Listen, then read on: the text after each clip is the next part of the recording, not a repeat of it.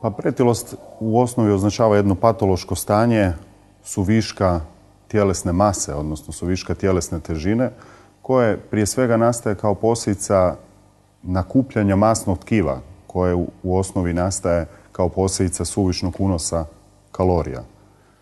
S time da kad govorimo o pretilosti, da bismo mogli reći da je netko pretio, vrlo važan nam je indeks tjelesne mase, odnosno kao što neki kažu indeks tjelesne težine, odnosno iz engleskog jezika preuzeto body mass index, to je BMI.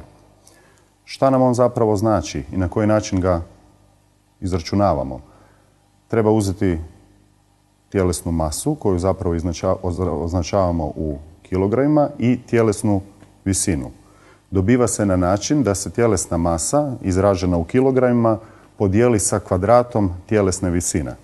I na taj način u osnovi dobivamo indeks tjelesne mase. Normalan indeks tjelesne mase se kreće u rasponu od 18 do 25, dakle kilograma po metru kvadratnom. Ukoliko je on iznad 25, tada govorimo zapravo o prekomjernoj tjelesnoj masi, odnosno prekomjernoj tjelesnoj težini. O patološkoj zapravo pretilosti, odnosno patološkom suvišku te tjelesne mase govorimo kad nam je indeks tjelesne mase iznad 30.